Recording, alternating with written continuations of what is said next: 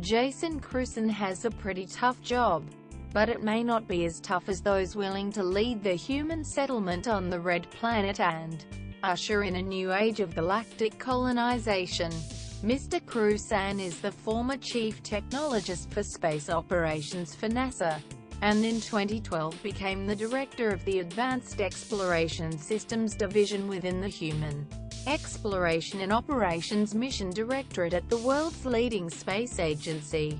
It sounds like a mouthful, but according to NASA, simply put, he develops the innovative approaches needed to maximize the agency access to new technologies and capabilities for human spaceflight.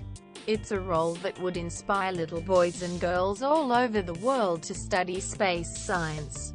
But he says there's plenty of ways to contribute to humanity's next big project. We're going to need people to learn how to operate machinery and live off the land. Mars has a very harsh environment, so we're gonna need people to maintain machines and operate those machines and be able to produce oxygen and the water we'll need, he told News.com.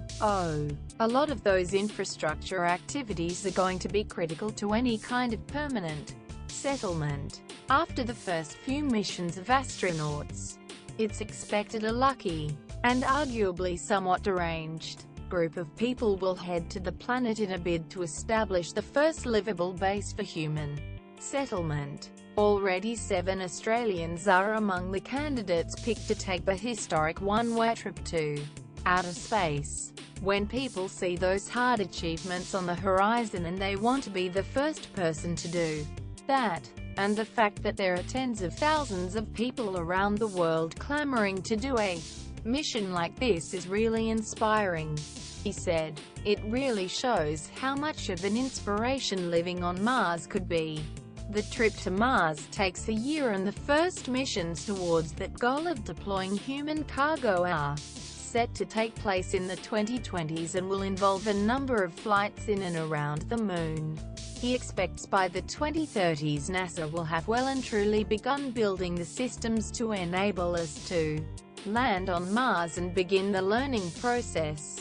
If you stay much longer than a couple weeks, you actually have to stay for an entire year in order for the alignment between Earth and Mars to line back up so you can actually come back home in a reasonable amount of time, he said. When we do get there, the planet's moons could play a crucial role in managing our presence. The moons of Mars are very interesting as well. They likely have a lot of water on them. They have material that we could use.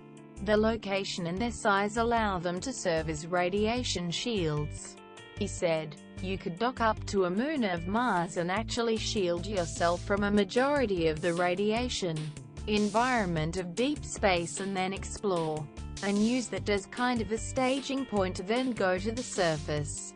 Mr. Crusan will be in Australia for upcoming event featuring Buzz Aldrin, who is vigorously pushing for the global community to better focus its efforts on achieving the mission of putting humans on Mars.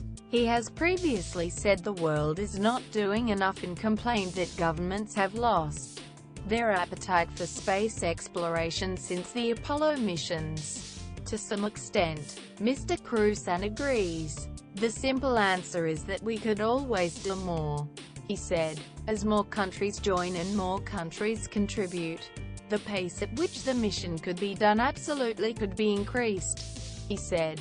Compared to the Apollo missions, the expedition to Mars is orders of magnitude harder, and the magnitude of the risk is a lot higher. However, while it's unquestionably an extremely tough endeavor, it's one that's worthy of all the country's contribution, he said.